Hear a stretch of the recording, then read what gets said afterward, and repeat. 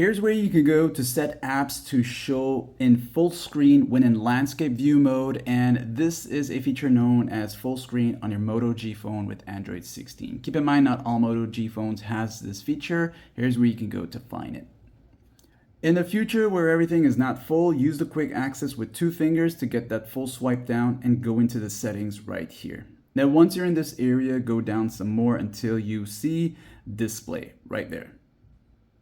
From here now, you want to go down and you'll see full screen.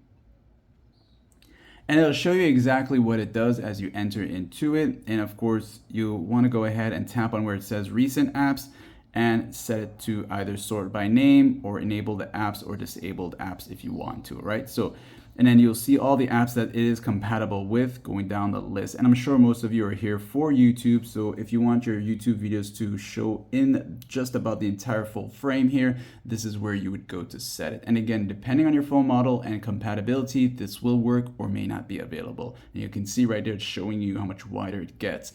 And that is that, like and sub.